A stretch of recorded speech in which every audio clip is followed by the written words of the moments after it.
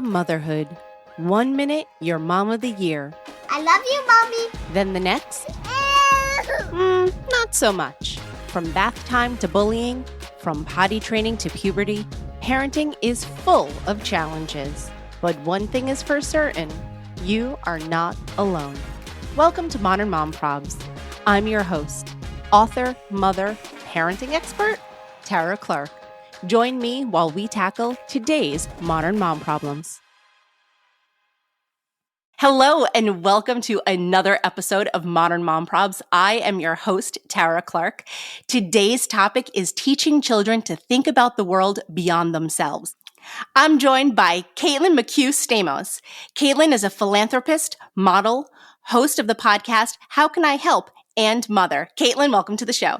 Thank you. I'm happy to be here. I'm so excited. So you and I were chatting before we got on, and I feel like I could talk to you forever about 1,000 different things. Yes, I will. Yeah, we're both chatty. We both have podcasts. You know, we like to talk. Right, exactly.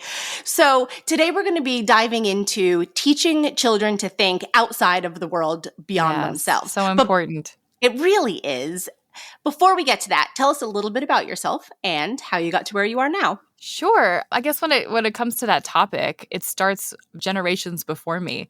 My grandfather came from the Philippines. He immigrated through the Navy. He ran away from home at 17, which I think is wild. He was the oldest of 8 children and just realized, very, very poor, like didn't have a toilet, was in a lean-to, kind of poor, and realized his family really couldn't continue to afford to have him at the home. So it'd be better if he ran away and tried to support. There's a lot of stories about that. But anyways, he came from, I say that because he came from absolutely nothing. And he, American dream, was able to retire from a couple different jobs, get a better education, raise 3 kids in America.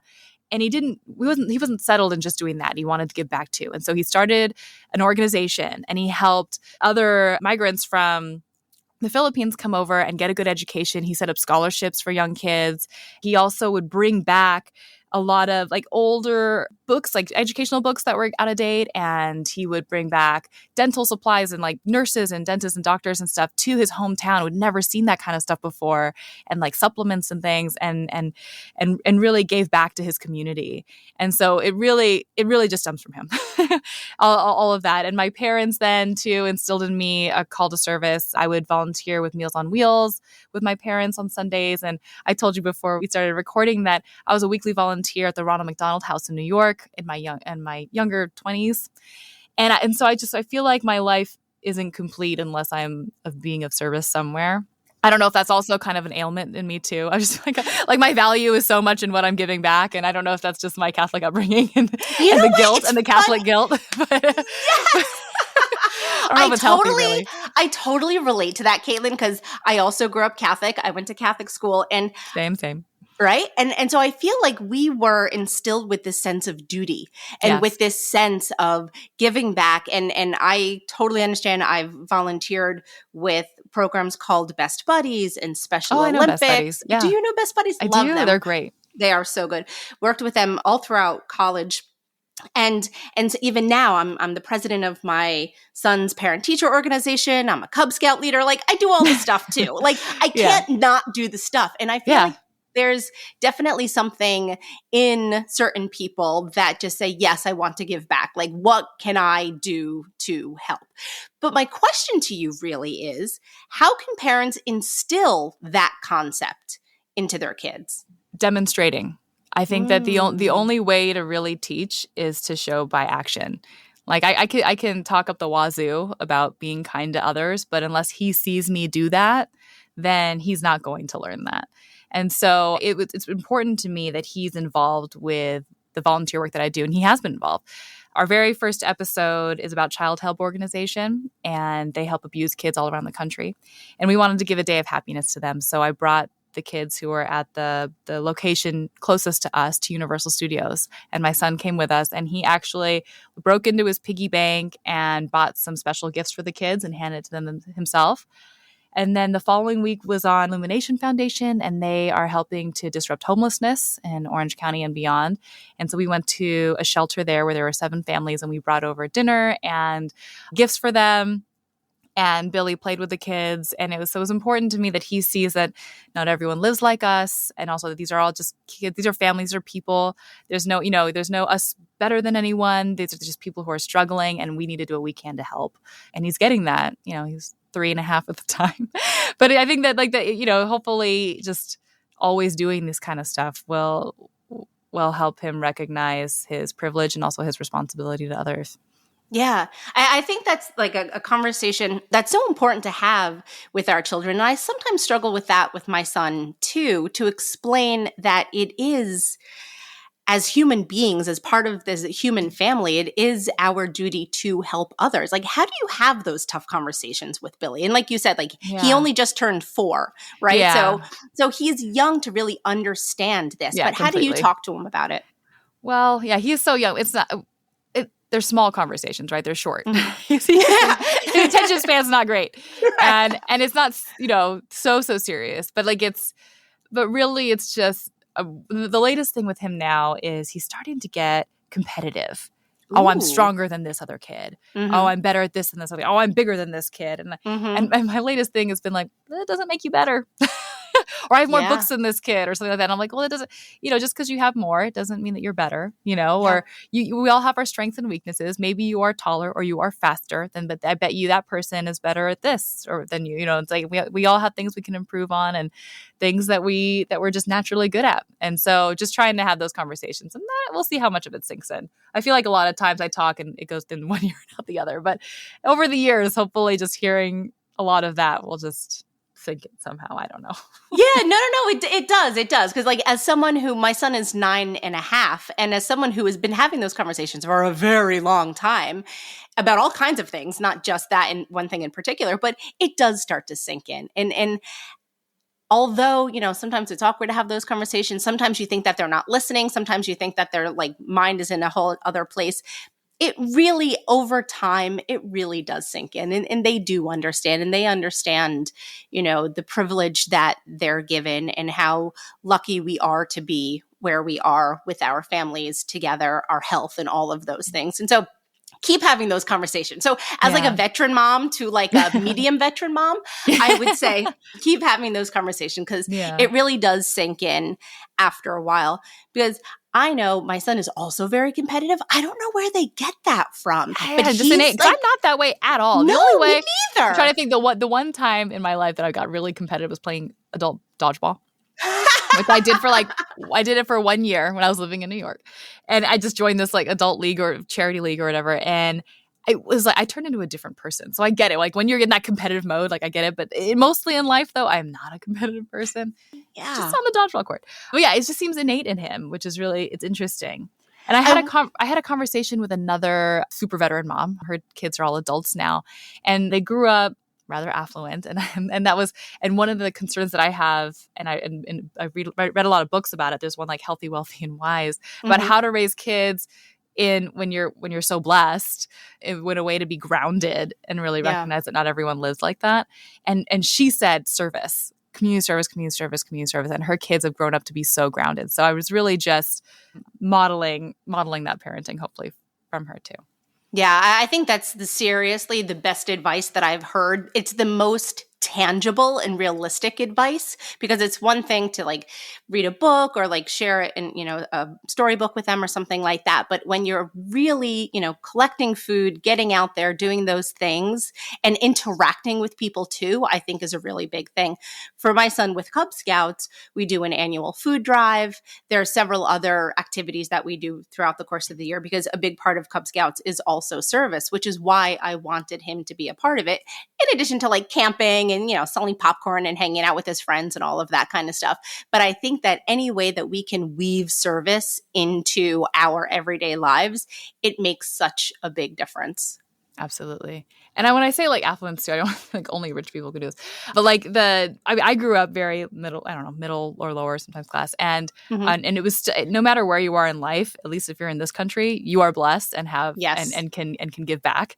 I mean, if you have a roof over your head and you have food on your plate, you're doing better than most of the world.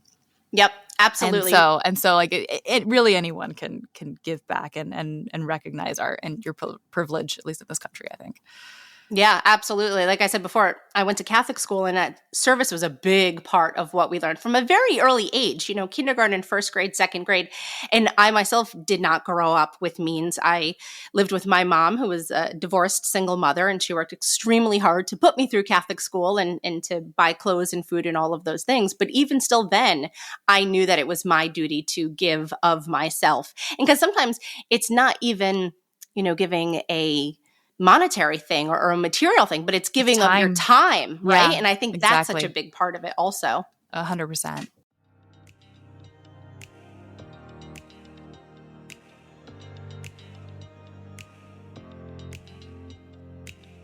This episode is brought to you by Modern Mom Style Box. Upgrade your wardrobe and enjoy unlimited styles for just $60 a month. Modern Mom Style Box is the first rental clothing subscription designed exclusively for moms and moms-to-be. Get started today with a free trial. Use promo code PTO. So, Caitlin, I'll ask you a question you probably hear pretty often. How can I help? It's a question I ask myself all the time, which is why I started the podcast, is because I feel like in the news, we hear so much negativity and what bad things are happening in the world and things to be scared of. And so what I wanted with this podcast was to, yes, we discuss and we hear stories about the hard things going on, but there are things that we can do about it. And sometimes it's really small things and sometimes it's bigger things. But I'll give you some examples of some like small episode things that we have coming up and that we've already done that you can hear. And that is, so we talked about like the homeless situation, like things are so bad. I feel like it's only getting worse, at least in our area, and we're in Los Angeles. But there are organizations that are doing things about it. And there's small things that you can do. Like if you're going to clean out your closet, just some like gently used clothes you can give away to your local Goodwill or Salvation Army or something. Or you can go visit a homeless shelter and you can bring a meal or some activities that you can do as a family with the families there. Or you can donate a little money if you have some extra. And then there's other things too. Like, so I will get a little political on this show in that there are causes that I care about that the government can help with. For example, I have an episode on ALS advocacy coming up. And actually, I recorded it over a span of a couple months.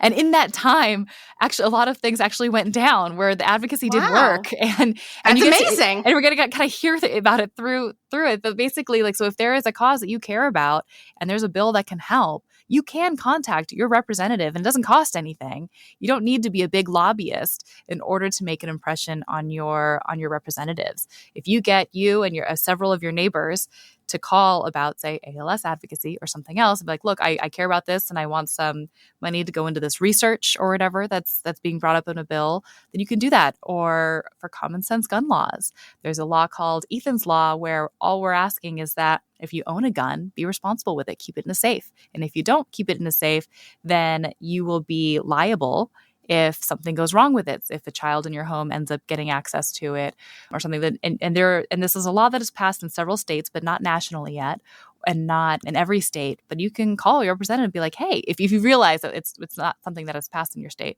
you can call with several of your friends and just say, hey, I want you to co-sponsor this bill. Think you should sign it, and let's keep our children safe. And so, and they should listen because they are our public servants. And I did see that work in this ALS advocacy episode. So that's exciting. That's fantastic. But yeah, and again, that doesn't cost much to you. You can call or you can email your representative and make a statement and make some change. That's awesome. I love it. So on your podcast, you have a lot of really special nonprofits. How do you find them? How do you vet them? Well, in the first season, mostly it's people I know. I happen to know a lot of great people doing a lot of great things. And, and especially when you're a new podcaster and, nobody knows who you are, it's hard to go to someone I don't know. They'll be like, who are you? So for the most part, it's either people I know or people who knows someone At least there's like only a degree of separation. But the vetting process I do, I went out and I volunteered myself to make sure that these organizations are doing what they say they are. Because I'm not going to ask my listeners to join a cause, to champion a cause, to donate or to volunteer themselves unless I'm doing it too. So I am donating and I am volunteering my time and donating my goods or whatever to every single organization that I promote on my show. So an upcoming episode, or it might be out by the time that this episode is released. This is About Humanity is a really great one. And they help people at the border who are refugees, asylum seekers. And I went to Tijuana. I went to these shelters and I saw the work that they do. And I was able to volunteer myself with these shelters and to hear the stories of the people there. And I think that that's a big part of it too, is really humanizing a lot of these causes. We hear a lot of the stuff in the news, but there's a level, even though we care and we empathize, there is still a level of detachment when you just see it on up on the TV. But when I interview, say, someone who was homeless and is no longer homeless and is helping to pull other people out of it as well, that's a really impactful story. And when I talk to someone who was an abused kid growing up, who went to child help organization and is now better because of it, like that really adds another layer of the work that they do with these nonprofits. It's not just talking to the founders. Right. Because it's one thing to talk to the founders, the CEO, but it's a whole other thing when you're speaking with the people who are either boots on the ground working with the individuals who receive the help or the individuals who receive the help themselves. Yeah. So I try to give a full picture.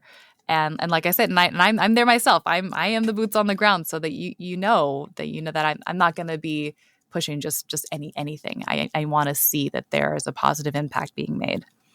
I love that. When just a regular person wants to vet a nonprofit organization, do you have any tips on what to look for a solid company? So the FTC strongly recommends checking with organizations like the BBB Wise Giving Alliance. There's also the Charity Navigator, Charity Watch, or GuideStar, and they help give you a picture of how much of a charity's donations go towards expenses and overhead. That's awesome. That's so helpful. Thank you. I appreciate that. Thank you, Google. Google, you're our friend. All right. I'm going to shift focus a little bit now, and we're going to do the rapid fire round of, hey, get to know you kind of questions. All right. Are you ready? I'm going to have a sip of water and I will. All right. I'll have water too. Okay. Let's do this. Okay. What's your favorite comfort food? Ooh, pizza, ice cream, bread. I'm gluten-free now, which is really sad, but I found some good ones. But like, those are my. Oh, and let's see, Disney, Dole Whip, popcorn. Ate a lot of popcorn. I can go on forever. I love to eat. All right, so I'm gonna like tack on to that. I'm gonna tack on to that one because sometimes I ask this question and sometimes I don't. What would be your death row meal? Ooh, all of the food. Just like a buffet of all of the food. And it'll involve all of the cheese and bread and sweets and ice cream and macaroons and cakes. And yeah, okay, that's it. That's it. Just that little bit of food. French fries. Just that's it. Nothing else. That's it. Yeah, it's pretty simple. Just everything. It's all of it. You're making me hungry. Sorry, me too. I haven't eaten like all day. Same. I had a Ritz cracker, so I had some popcorn. I had some popcorn today. That's it. Awesome. Don't listen. Don't be like us. Yes, don't come to me for any sort of nutritional information. Same. I'm so bad. I like go all day, and people are like, "How don't you eat?" I'm like, I don't know. I forget. I like don't think to eat until I need to eat, and then by that time it's like 4 or 5 o'clock. I used to be better before I started the podcast. Now that I started the podcast, I'm like so busy with it that I'll forget. I'm sorry. Don't be like me. Don't. Eat your meals. Eat your breakfast. Eat your lunch. Eat your dinner. Don't eat a Ritz cracker. Mic drop. Boom. I love it. Okay. What's your favorite 90s movie? Oh, boy. Ooh, there's so many. I don't... Is Lilo and Stitch in the 90s? Yeah, that counts. Is that in the 90s? Toy Story? Toy Story definitely is. Toy Story definitely is. Basically any like Disney movie. I love that. I feel like you're a girl that would have the Disney ears when she goes to Disneyland. Do you wear the Disney? You would be appalled at the amount of ears that I have. I love it. It's like they're in my closet. My closet looks like that of a 12-year-old child. It's just so many Disney ears. I love it. I love it. Oh my God. I am so jealous. I've only been to Disneyland once because, I'm from New York. And so we go to Disney World, which is in Florida. Yes. So we do that pretty often. So several years ago, we went to Disneyland. And I have to tell you that people in Disneyland have much better ears. You guys were rocking the ears. Yeah, I was really impressed. I would say, Disneyland style is just generally better because at Disney World, it's mostly big families coming in for their big family vacation. They're all wearing the same shirt that they got off Etsy. And it's cute. They're great. Yes. I've done those. They're fun. But I feel like at Disneyland, it's more of annual pass members. And they're like, and we have all these different subcultures too, where you've got like your Disney goths and they're like completely tatted out in Jack Skellington and stuff and the Haunted Mansion. Yes. And then you've got your Disney bounders, which I am a part of that small group. And so we dress as characters, like color blocking, basically. It's wearing everyday clothes, but like reminiscent of a Disney character. And but that tends to get a little more like fashion. And then, but it's just like, we're a little more into the Disney fashion here. That's it. I'm so glad that you picked that apart so that like I could understand it better, because you're right. That is not something that I've seen in Disney World. But from the very short time that we were at Disneyland, I was like, God, LA, like these people look, first of all, everyone looked great at Disneyland. And everyone it's true. And everyone had so much style. They had like cute dresses and the color blocking, like you said, all of those things, which you do not see as often in Florida. It's different flavors. But you know what? It's all good. I spent a lot of time at all of the parks in the U.S. I actually haven't made it to all the international ones, but it's a goal. I've been to Disney Paris. Yes, I have too. I like It's a good one. It's a good one. It's good. Cute. It's quaint. For my 40th, I want to go to Japan. Yes. I'd like to do those, but we'll see. We'll see if we get there. It's a goal. Good call. This podcast is brought to you by Citizens of Sound, a podcast production agency committed to developing and launching shows with gravity and depth. From conception to launch, Citizens will partner with you every step of the way, whether you're an actor, business owner, doctor, fitness coach, influencer, or simply a hobbyist. Citizens offers everything from conception to branding, editing to mixing, and publishing to management. Jump on board with Citizens of Sound and start your own podcast today. Go to citizensofsound.com and follow them on Instagram. So what's your favorite cartoon character? Man, rapid fire. It's so hard because there's so many really, really, really, really, really good ones. And I know I'm going to answer something and be like, I should have said this character instead. But I guess I love Mulan because she's a badass. Ooh, that's a good one. I guess, I love people who save the world, who sacrifice and save the world. So, and that her. Speaks to you, obviously. And that speaks to me. And she's not the only one. I mean, anyone, like Moana, like any of the girls who go out on their own and get stuff done. That's my kind of girl. Yeah, my kind of girl. I'm all about Moana for the hair. She and I have similar hair.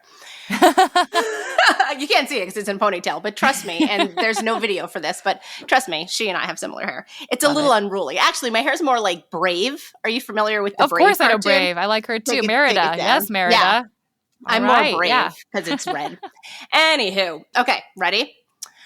What is your favorite self-grooming thing to do? A bath. I'm all about a long bubble bath with all of the bath salts and I have long hair and I live in Southern California in the desert where it's dry. And so I'm really into like hair masks, face masks. And I'm talking about the like clays or the, whatever, all of the moisturizing essential oils and, even crystals by the bath, just all of the relaxing things. And like all the stuff. Give me all the stuff. Yes, all the stuff. And either a good book or some terrible Netflix reality show, or something. Nice. Can you recommend a hair mask? Because I too have long hair and my hair is also dry. And I was telling someone just the other day, Liliana Vasquez, she also has long hair. And we were sharing hair care products. Do you have a mask that you really recommend? I really liked the price, like an Instagram purchase, but Pros I really like. Prose or Pros? I see that ad all the time. Yeah, I actually really, really like their hair mask. Oh. And they will I think that you get to choose, you get to tell them your hair type and what you want and even the kind of fragrance you want in it. And they got mine spot on. So you're welcome for that advertisement. I do. Yeah, seriously. Pros, sponsor us. What are you doing? Sponsor our podcast. Yeah, I really do. It changed my hair really well. And I also, what I've really gotten into is, and also another Instagram purchase, are solid shampoo and conditioner masks. But what I like about the solid shampoos, conditioners, and those kind of hair masks, they're great, and I feel a difference in my hair with them too, is that they're better for the environment. And so I like that too. There's no plastic. You're still, I guess, getting it shipped to your house, but it lasts a while, and I really like the product. It's good for the hair and for the planet. That's awesome. I got to try that. I recently went to Sephora to buy this tiny little, you can't see my hands, but trust me when I tell you, this tiny little hair mask that everyone was raving about. They're like, oh, you got to try it. You got to try it. And it's $75 for this tiny little thing. I blew through it because I was like, oh, it's just so small. And I just kept doing it and doing it. And you have a lot of hair. And I have a lot of hair. And so that probably went through $65 of it on the first use. Was it good? Not good enough. No, not good enough. That's why I ask. If I really loved that one, I probably wouldn't have grilled you on your hair care products. Because trust me, folks, her hair is gorgeous. It is shiny and it is black and it is beautiful. I actually, I done some hair campaign stuff, and I feel like it has definitely damaged my hair. But that's why I really want to take care of it now, because I've every time you modeling or whatever, it's a little harsher on your ends. Yeah. So you got to take care of them. I hear it. All right. Last question. What's your favorite song lyric and why? Oh, well, you know what? I'd have to say, even though this is another plug for my podcast, my friend Leslie Powell wrote our theme song, and I'm obsessed with it. It is so good. It's just you have to listen to it, and it's just all about sharing love and giving love, and so the lyrics are really powerful and beautiful, and the melody is just inspiring, and she really makes our podcast. I feel like that's what makes it a professional sounding podcast is her contribution, and I'm really grateful. She's an incredible songwriter. So yeah, I'd have to say that. And then also, all the Disney songs I'm really into. So because, obviously everyone's listening to Encanto. If you have small children, you're listening to Encanto. And yes. I am also obsessed with the music from Encanto and just everything that Lin-Manuel Miranda does. He's so talented. I mean, talented. My relationship with my husband was all started on listening to the Hamilton soundtrack together. Wait, really? Yeah. Oh my God. We talked to Hamilton, listened to Hamilton nonstop. What's your favorite song? What's his favorite song? His favorite song is Dear Theodosia. He's always been obsessed with being a dad. And that's so sweet. I love Burn because I love some emotion. Oh, and I also love, all the Hopeless, Skylar Sister stuff. Anything, I like all the female stuff because I like singing along terribly to all that. And then in Encanto, what I love about Encanto is just all the mental health stuff about it. I felt like I related so much to all the characters' struggles of, the under pressure one and just all of them. Every single song, I was just I relate to this. You're like, yes.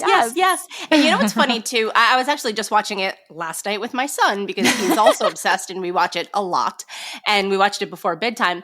And what I love about it, it is so clearly Lin-Manuel Miranda because you hear the songs and I hear Hamilton. There are so many songs where I'm there's been a that's lot of a snippet of absolutely Hamilton. So much and and I appreciate that. He definitely has a distinct style and he knows what he's doing.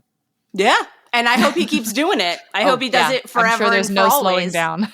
I know. He's like a freight train at this point, but he is so talented. Yeah, for sure. So I wish him all of the best. Caitlin Stamos, tell everyone, where can we find you and what's next for you? So Caitlin Skybound is how you can find me on Instagram, and that's where I mostly do stuff. I just joined Twitter and TikTok just to help promote the podcast, which I'm not as good at. And that is on Twitter, I think it's How Can I Help Pod? And on TikTok, I think I'm Caitlin Stamos. Oh, I really need to learn. I need to get better at all of these things. And then what's next? More episodes. I've got to say, I have really allowed it to take over my life, and I love it. I do. I'm still modeling a little bit. I do a lot of parenting stuff and room mom and all that kind of things. But it's my whole heart, this podcast. It really is. And so doing more volunteer stuff and wanting to learn more about good organizations that I want to promote. And if anyone listening has an organization or knows of some people making a positive impact in the world and you'd like me to share my platform with them, let me know. We have a website, howcanihelppod.com, and you can contact me there or DM me on Instagram. I occasionally check that. and yeah, because I'm starting to work on season 2 already, and I'm excited to learn more and to help more. That's awesome. I love it. Is John going to be on an episode? Yeah, he's in the first episode. He also makes an appearance at the end of the second episode, and he's working on Big Shot 2 right now, which was on Disney Plus, and so he's busy working, but he helps me out so much. He gives me so much feedback, great feedback. He's a really good director and editor too, and I really value his opinions. And so he comes in when he can, and he helps me behind the scenes constantly. That's awesome. It's so wonderful to have a partner in life that can help you with all of your creative exercises. And he is someone who asks me almost every day, how can I help you? And I really appreciate and love that about him. Oh, that's so thoughtful. And he's a phenomenal dad to Billy. Yes, he is. He's wanted to be a dad for as long as he's been alive. And what's funny is my son's the same way, except he's a little confused, or he just hasn't learned yet that he actually can't make babies. In his belly. He's always he asks me all the time, am I going to grow up and do I get to have a baby in my belly? And I'm like, scientifically, we have not figured that out yet, but maybe. Maybe by the time. It's such a hard conversation. I'm on the cusp of having the talk with my son. And I'm a little nervous, but we'll see how that goes. I've had that too. Yeah, he's asked me already because, I have several friends who have recently given birth, and he's seen a lot of pregnant ladies around lately. And so he's trying to figure out where he came from and how so he's like, so I was in your belly, right? And I said, yes. He's like, how did I come out? There's a hole that you cannot see. That is how you came out, through a hole. Through a hole. My son. And thank God that satisfied him for the moment. That was it. That's all he needed to hear. Yeah. I was lucky because I had a C-section. So when my son asked me that same question when he was 4 years old, my exact answer was, the doctors had to take you out. And so that was an easier sort of cleaner answer to the question that I didn't have to explain. That was the doctors cut you out of my belly, which is true, right? Yeah, that's just what happened. And that's all he needed to hear. He's like, oh, okay. And then dropped it and then went to go play Hot Wheels and it was fine. Yeah, exactly. Yeah. I'm sure I'll keep getting the question and it'll change as it does, the more he's able to understand.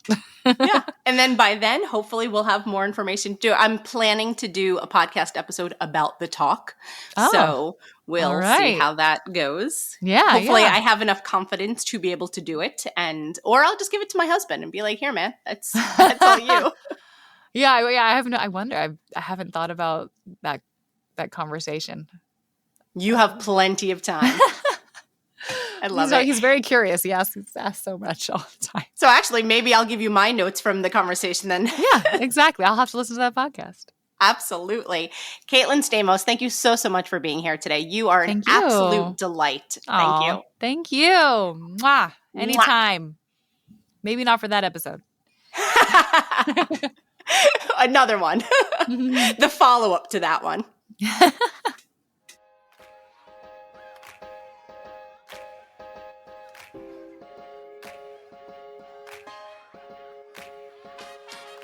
Thanks for listening to today's episode of Modern Mom Probs.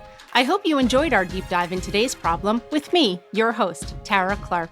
Join me next time when I'll be interviewing another great guest and tackling another modern mom problem. If you enjoyed today's episode, please leave us a review and a rating. As always, you could head over to Modern Mom Probs on Instagram and give me a follow. Or check out my book, Modern Mom Probs, A Survival Guide for 21st Century Mothers, available online wherever books are sold. Well, that's it for today. See you next time, folks.